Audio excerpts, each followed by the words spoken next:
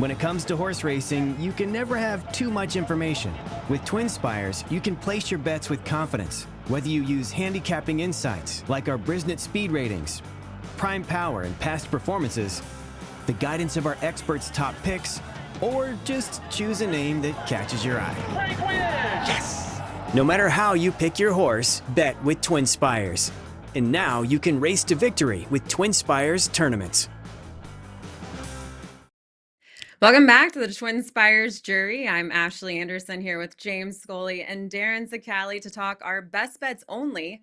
We're focusing on the final 100-point Kentucky Derby and Oaks prep races happening in the U.S. this weekend at Aqueduct. We also have Santa Anita and Keeneland, who is moving their big stakes to Monday and Tuesday due to inclement weather. So we're going to go through all of the three Derby and Oaks preps in the U.S. We might ask Darin's opinion on the UAE Derby happening at Maiden overseas at the very end of the show. But let's start off with the Gazelle. This is a grade 3 for the fillies. 100 points to the winner at Aqueduct in race 9 at 1 mile and an eighth, 4:34 p.m. Eastern time post time. And we'll start with our resident New Yorker, Darin. Who is your pick in the Gazelle? Resident New Yorker, sans New York out. Shout out to Charles, who was down in Louisiana this weekend. He's not a big fan of New York sports. Yeah, in the Gazelle, I know that there's a short price favorite in here. I'm going to look to Pure Beauty at a big number. Look, she has to obviously continue to get better, but she's going to be a square price here for Shug McGahee, who is notorious for getting fillies and mares better with more racing experience, and especially as they stretch out and go longer.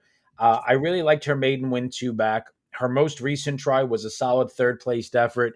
That was a race back off about 8 weeks, and now she circles back about 4 weeks later. So I think she could be sitting on a really good effort here based on the spacing of her races.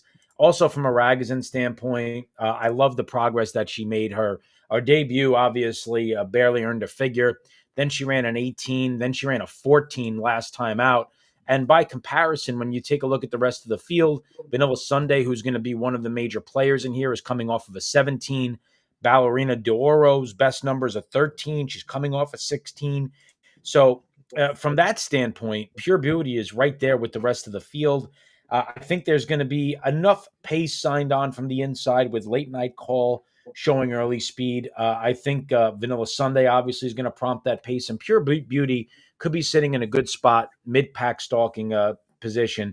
And if she takes another step forward, maybe she needs to really improve a lot to win, but I think she's going to be a player that you could build some tickets around. James, are you in agreement? Now I'm going to go a different direction against the heavy favorite Ballerina d'Oro that Darin referenced, who's to me just a one-run closer in a race that doesn't have much pace. Now maybe it won't matter, and she could maybe race a little bit closer. But I'm going to take a shot with number 3, Vanilla Sunday, off of her convincing runaway maiden win going a mile at Aqueduct in late February. This is a filly, debuted last year, got bet down to 3-1 in a maiden race, and didn't fire at all that afternoon. Came back in November, showed improved speed second time out, and then third time out in late February off of another freshening last out. She broke her maiden by more than 10 lengths going away. And I just don't see a lot of speed in this Gazelle field. Obviously, you got a long shot at the rail that comes off 2 front-running performances. But, I mean, those races had no pace at all. And I don't even know if she can get out of the gate. And perhaps Liam in the Dust could show more speed after a disappointing effort in the Busher. But I think Vanilla Sunday has an opportunity to get out of the gate. If she breaks sharply, to be dictating fractions once again. And, she got an 86 Brisnet speed rating last time out. That number is the same figure that Ballerina d'Oro earned running third in the Devona Dale. So this isn't a very fast group of fillies. And I think if Vanilla Sunday keeps progressing off that maiden win and gets the right trip on the front end, she's got a chance to lead wire to wire. When I did my handicapping, I hadn't seen the morning lines yet, and I knew I probably wasn't getting a good price on Ballerina d'Oro, but I still ended up landing on this filly. I know you all are looking for much better prices and have some good horses. I agree with your reasoning on why you like your horses. I just felt like you had to respect this filly who finished second to Mahima, 2 back, and I thought looked like she showed a lot of potential. That was her first start on the dirt. She was coming off the turf, started on the turf, first 3 lifetime starts. She had a 93 Bristnet speed figure that day facing Mahima. Then she cut back last out to a mile, and she gained momentum late to finish third to the Queen's MG.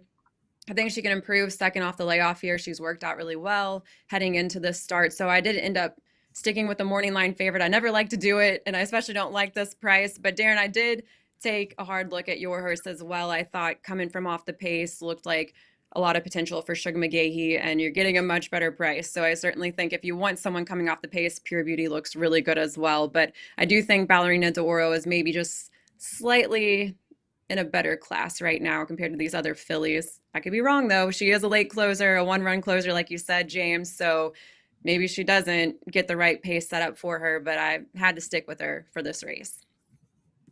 Let's move over to the race for the boys. 100 points goes to the winner of the Grade 2 Wood Memorial. It's race 12 at 1 mile and 1/8, and it's 6:10 p.m. post time. James, who is your top pick here? I like number 2, Captain Cook.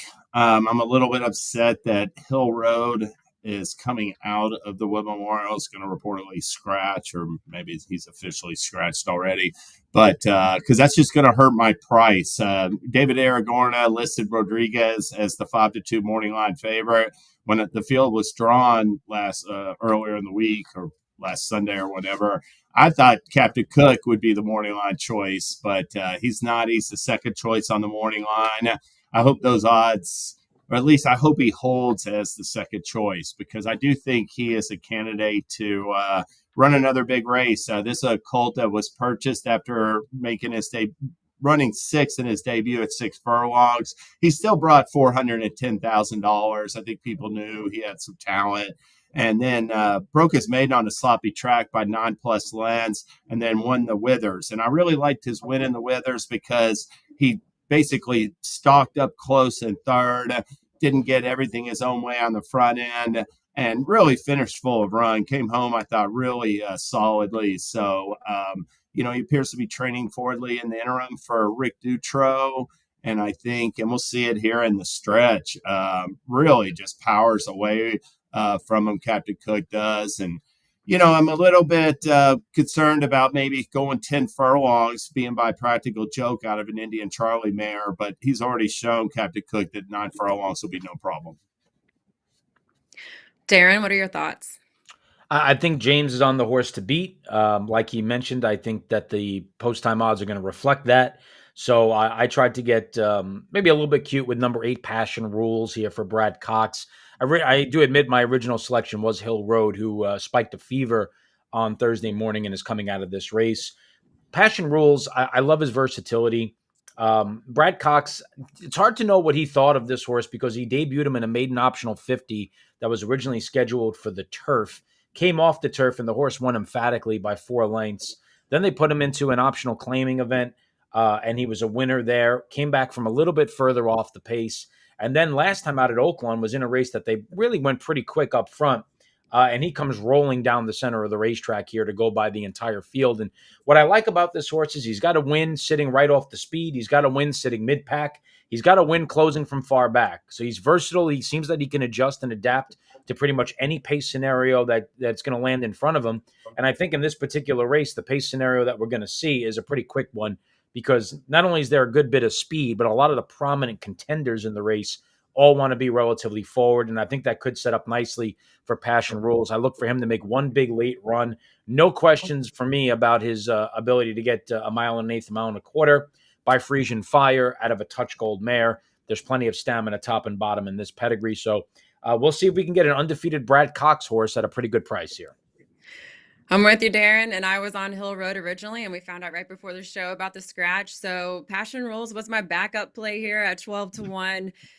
The concern was the speed figures on Bristnet were a little light. He will have to take a step forward here, but as you mentioned, he has versatility and there is going to be a lot of speed. I did look at Grande as well, right to the inside of Passion Rules. He's going to go to the front, but he's coming off a win at 1 mile and 1/8. Then you get 5-1 on Grande as well. So if you think we could have a gate to wire winner, he would be the candidate for me, at least, is to go with the price on Grande. And you have Dylan Davis aboard, 21% winner at Aqueduct right now. But Passion Rolls coming off the pace potentially here. I thought you're getting a great price. Maybe not as good with Hill Road coming out, but certainly one that has a lot of potential and unbeaten from 3 starts for Brad Cox. We saw last week with the disruptor for Rapoli and Pletcher. I mean, that horse opened up an odds on. I mean, he drifted up a little bit late to like 3.5 to 1, but I'm hoping we get the same phenomenon in here with Grande. Hopefully, he takes a lot of money because I'm going to be playing against him. Guess you learned from last week, James. You're big on disruptor. Let's move over to Santa Anita. We have the Grade 2 Santa Anita Oaks in race 4. It's a mile and a 16th at 4:30 p.m. Eastern time. And I think we're all in agreement here. Kind of hard to play against one horse in particular. And Darin, I'll let you start things off. Who was your pick? Yeah, to be honest with you, I was playing against her. I was actually going to pick Look Forward in this race, but Look Forward's going to run in the Ashland. And I know the Ashland goes for quite a bit more money. I thought Look Forward had a legitimate chance here from this inside post to win. Without her in the race, though, I just don't like anybody else that much. Tenma's coming off of a dominant victory. She's won 4 of 5. Her only time that she stubbed her toe was in the Oak Leaf. She's also another one that's versatile. When she was sprinting, she came from off the pace. Since stretching out, she's shown a bit more early speed in the races that she's run. And I just think her speed figures compared to what's left in the field pretty much stand out. The reason I like Look Forward is because her races 2 and 3 back actually stack up pretty well from a speed figure standpoint. I just don't see anybody else here from a speed figure standpoint that does stack up well. So I would be surprised. I don't like picking favorites, but I would be surprised if Tenma gets beat here. James, what do you think about Tenma? Yeah, I agree. Tenma won our first 2 races from off the pace. Baffert tried blinkers. It didn't work out. I mean, she hit the gate and just was ranked, and that was her only loss. Since then, she's won 2 races, and I like the fact that she's raced closer to the pace than the Starlet and the Las Virginias. She's a versatile type that could be sitting up on the lead or right off of it, and I think she lays over the other 4 runners that are going to go to the post against her.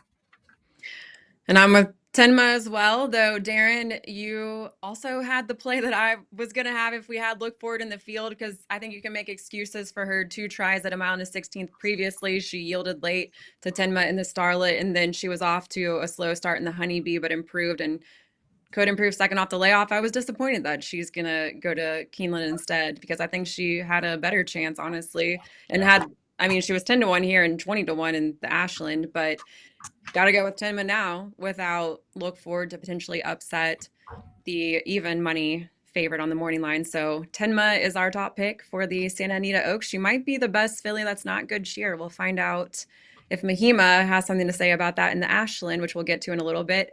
But before we move over to the Santa Anita Derby, we have promos, tournaments. So Darin, do the honors. Yeah, some moving pieces because of the cancellations at Keeneland. So we'll kick it off with the Road to the Derby odds boost, 25% boost on your winning win wagers. So this Saturday, it's going to feature the 2 racetracks that offer Kentucky Derby prep races, Aqueduct and Santa Anita, not just the Derby preps. The entire cards are eligible for this odds boost. And we will have a separate odds boost now coming up on Tuesday for Bluegrass Day. So be sure to go to the promos and opt into that one as well. But these 2 racetracks on Saturday featuring the Derby preps. Keeneland, when they do come back, we will have a daily double down. Players love that.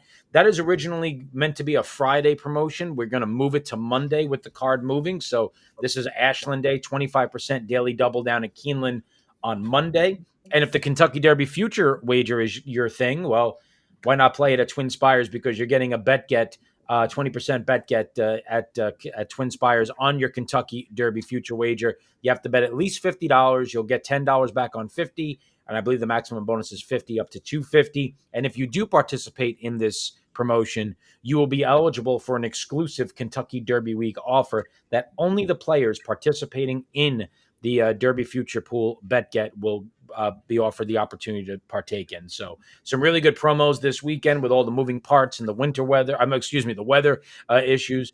And then we have tournaments, of course. So the first thing we have to make note of is that the Bluegrass KDBC qualifier has been moved to Tuesday. This was originally scheduled to be run on Saturday with the Bluegrass Stakes. The qualifier stays with the Bluegrass. So this $800 contest, which will guarantee 3 Kentucky Derby Betting Challenge seats, will be offered up on Tuesday. And tomorrow, Friday, we have a bonus feeder Friday, $320 contest. 1 for every 5 players up to the first 10 will get into the KDBC qualifier. And then once we get past 10 players, it'll be 1 for every 4. There's usually a great opportunity if you stick around and you watch this by race 3 or so, when you have time still to register, you see some of the players have already lost their bankroll. There's a real opportunity to get involved late in these contests and have almost like a 1 in 3, 1 in 4 shot of getting into the big qualifier. So definitely take advantage of that. Bonus feeder Friday tomorrow at Tampa Bay Downs, guys. Let's move it back to St. Anita and talk about the Grade 1 St. Anita Derby at 1.125 miles. That's race 10, 7:46 p.m. post time on Saturday. James, who do you have? Well, I've got number 2, Citizen Bull, wire to wire. I do think that Baeza is a little bit of a wild card, where it'd be interesting to see if Barrios like really asking for speed and maybe put some pressure on Citizen Bull. But after just faltering on the lead in the San Felipe and actually just sitting right off the speed in his first 2 starts, I definitely think Barnes, he is not going to be going head to head with his stablemate. He's looking to be, up close, stalk a trip. And, journalism, same way. I mean, he's an early pressing type if necessary, but he's a stalker. So Citizen Bull is coming off of 3 consecutive wire-to-wire wins, where he's out there just lollygagging through 47 and change opening half miles. And I just see him he might go a little bit faster on Saturday, but I just see him doing it well within himself and having enough left for the stretch to hold off these late runners. It's going to be a big challenge for him. He hadn't gone up against journalism yet. And obviously Barnes is more well regarded in the Baffert barn, but I think Citizen Bull's speed is a weapon in the Santa Anita Derby, and I like him wire to wire. Darin, what about you? Yeah, I think everything that's going to determine the outcome of this race is probably beyond what you can see in the past performances. Like James alluded to, what is Barnes doing here? Does he pressure Citizen Bull early? Because when Citizen Bull is allowed to lope on the lead, he just keeps going, and that's what we saw in the Breeders' Cup Juvenile. That's what we saw from him in the Robert Lewis stake. But there is another element to this. If they want to get Barnes into the Kentucky Derby, and there's only a 5-horse field here, I don't know if second place for Barnes is going to be enough points to get him into the Derby if he runs second here. So if he has to win the race to get into the Derby, does Baffert want him in the Derby? So does he apply more pressure to Citizen Bull to potentially give him a better shot? And then you have the other element to it with journalism kind of lurking in behind them. Do these two work as a tag team and try to keep journalism stymied in behind horses? There's a lot of intangibles here that you can't really find on paper. So I just go back to one thing. I think journalism's the best horse in the race. I think he's a better racehorse than Citizen Bull. I'm extremely confident he's a better racehorse than Barnes, who I think we're going to find is going to be distance limited as these races get longer.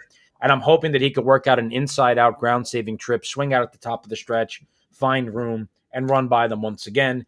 And if he does, he's going to be the favorite in the Kentucky Derby, which will be a topic for another time because I'm not necessarily sold that these California horses are as good as everybody thinks they are. So journalism for me, I think, is the horse to beat. I'm giving you Ice in the Winter at 6-5. I think the tactics of the race are going to be the most fascinating element to it, and I'm curious to see what happens. I will say, though, that Barnes, the San Felipe, was 50 to the winner, so he got like 25 points, I believe, for that race. So with the 37.5, you referencing Darin, point values are decreased 25%. The runner-up's only getting 37.5 points, but I think that would be plenty points. I think plus 50 going to get you in the Derby this year. So I think he'd be safe with the runner-up. The horse that's got a lot of liability is Barnes because, here's a cold. He's Mage.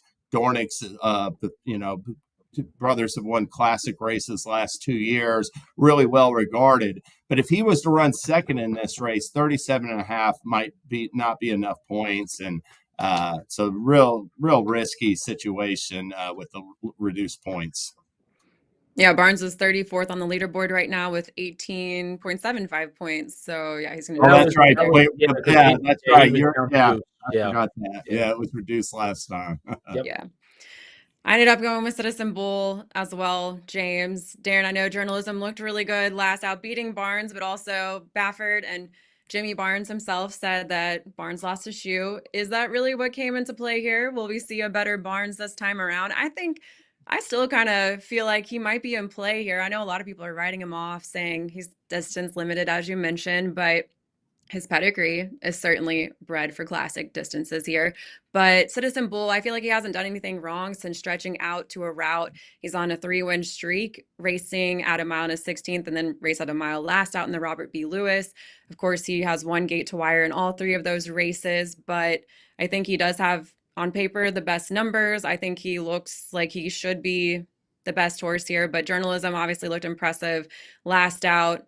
I just had to go with Citizen Bull, that 107 Bristnet speed figure in the Breeders' Cup Juvenile. And then he's coming off the 96, but he was coming off a layoff in February, and now he's coming off another layoff here. Has that bullet work at Santa Anita on March 29th. So I ended up with the 9-5 Citizen Bull. All right, let's finish up with Keeneland, and we're going to have the Ashland on Monday now. Race 9 at a mile and a 16th for the fillies at 5:16 p.m. Darin, who is your top pick?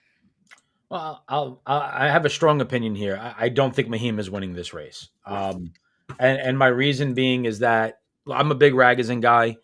Mahima's fastest race of her career, based on the Ragozin figures, was her debut. She's never run back to that. I don't like horses that have run 4 times and ran their fastest race in debut and have progressively gotten slower on the Ragozin sheets, with her slowest race, her most recent race. So as the competition's gotten better, yes, she did win 3 in a row, but she has gotten slower. And that's not my style of a favorite that I want to take. I like Take Charge Milady here. The Honeybee is a complete toss out. Just draw a line through that race. Her race in the Martha Washington is as fast as any race that Mahima has run. And I thought it was a very impressive performance here, where she's going to stride away from the field and open up daylight and win by nearly 6 lengths. I think you're going to see her get this type of trip in this spot. I think she's going to be much closer to the pace. She's working extremely well for this return, including a 47-4 best of 61 bullet move. Kenny McPeak goes to his go-to guy here in Brian Hernandez Jr. I like the rider change here, and I think you're going to see a much different version of Take Charge Milady at a much, much better price. So I think this race is ripe for the picking. We're going to go value shopping with the Kenny McPeak filly. I am curious. You mentioned look forward. If she had been racing at Santa Anita, you liked her, but here, are you not a fan? Why are you not a fan? I think there's too much speed in the race. I don't like where she's positioned down inside. I think she's going to have a difficult time of it with the pressure that she's going to face. I thought against the short field, like she was running in potentially in Santa Anita, and the way that she was close to Temma a couple of starts back in the Starlet, that I thought she fit well. I think that this field, though, just has too much speed for her. I think she's going to have to overcome that. I think she's going to be farther off the pace than she typically is. And if she's not, I think she's going to have to be asked to do too much too soon. And I think either of those are a losing situation. James, who's your pick?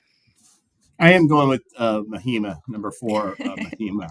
And listen, I think she's going to improve on the Honeybee. And I think that I thought that was a real tricky race for her, because she broke from that rail post, and 5G broke like a rocket to the lead, and Quiet Side got up there also. Both those horses were ridden by Jose and Irad Ortiz Jr. And I just thought they sort of put Mahima in a pocket, kept her in tight. She swung out at the top of the stretch, but didn't have enough to get by him. But let me just say, there's a case to be made that the second and third best 3-year-old fillies in America right now. I mean, Quiet Side, to me, turned a corner off of that Martha Washington. She ran similar in the Martha Washington like she did in all those races last year, where she was just finishing a non-threatening second or third. But I think she turned a big corner in this Honeybee, and obviously comes off a win in the Fantasy. 5G came right back and won the Gulfstream Park Oaks, and is going to be a front-end threat in the Kentucky Oaks, in my mind, potentially. And I think Mahima's going to improve upon that race. She gets Flavia and Pratt on her. He's going to have her up there close, but she doesn't have to be on the front end. As long as she just doesn't get trapped down inside, I'm looking for her to take a step forward off of that seasonal debut performance and run a big race for Brad Cox. Ended up going with Mahima as well. And part of it was too back when she ran in the Demoiselle. I tried to play against her and I was very wrong in that aspect, but she did finish third and the Honeybee didn't look very good that day. Putting in sharp workouts now. She and Running Away, I think, will probably both go out front early. And Running Away does look intriguing coming off a win in the Busanda at 1.125 miles. But I ultimately decided Mahima just looked like the best filly in this field. Though if I wanted to play a different horse, Super Speed, number 3. She's listed as a closer on Brisnet, but she sat right off the pace in the Santa Isabel last out at Santa Anita, and she's been working out very sharply as well for John Sadler. So if I wanted to look for a price or better price, she's 4-1. I would look at her as well, but Mahima, gonna respect her here. Was on a 3-win streak until third in the Honeybee. And as you said, James, you could make a case for why she didn't win that day. So she could improve second off the layoff here for Brad Cox. She's working out well at Keeneland as well. So I had to stick with the morning line favorite, which I never like to do, but I'm on Mahima as well. And to close out, we will talk about the Bluegrass Stakes, a grade 1 on Tuesday now, race 10, 1.125 miles, 5:52 p.m. Eastern time, post time. And James, who is your top pick? Listen, we have a 7-horse field, and 6 of these horses are coming off of losses. And the one horse that did win, Owen Almighty, basically had everything his own way in the Tampa Bay Derby when he didn't have things his own way on the front end. In the Sam F. Davis, he lost to John Hancock. And I don't think he's going to get things his own way in the Bluegrass with East Avenue and River Thames basically being forwardly placed, not letting him get a loose, easy lead. I mean, East Avenue, to me, adds blinkers. He's never run a good race if he doesn't make the early lead, so his tactics look pretty straightforward. And the thing about Admiral Dennis that I like is that I liked that allowance win that he recorded. After having a troubled, basically when he's gotten out of the gate, well, in his maiden and his optional claiming race, allowance optional claiming race 2 starts back, he's run well. He's won both those races. When he hasn't gotten out of the gate, well, it's affected him. And Darin talked about drawing a line through the Honeybee for my Take Charge My Lady. Well, to me, this Rebel was a very, very sneaky performance because that was a forward playing track that day at Oaklawn Park. And Admiral Dennis absolutely blew the start, looked like he was going to be going nowhere. And he actually offers a real strong run. I thought a sneaky late run to get up for 6th, past more than half the field. And I think he's a horse that's always had talent for Brad Cox, but he just needed racing experience. We've seen a couple of these horses come step forth in recent weeks. American Promise ran terrible in his first 2 stakes attempts, and then ran a huge number winning Virginia Derby. And Tiz-Tastic's the same way. He was sort of just running 2nd, 3rd, even ran 5th in the Rebel, but then he just took a step forward in Louisiana Derby. And in a race where, to me, I really have some questions about all of these top contenders. I'm willing to take a shot with Admiral Dennis. I think he's going to get the pace. I think, he and Burnham Square and Chancellor McPatrick were if I wasn't on him, I'd be on one of those 2, because I do think the Bluegrass with the pace scenario I'm projecting is going to set up for a late runner.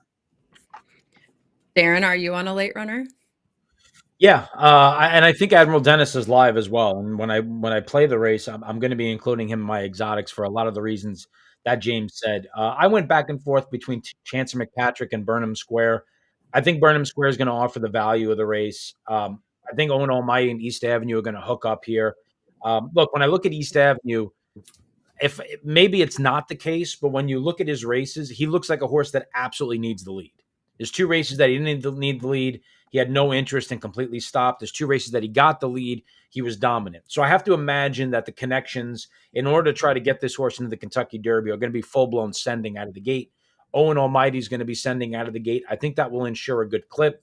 River Thames is also going to be forward and a part of that pace. I think it's going to set things up nicely.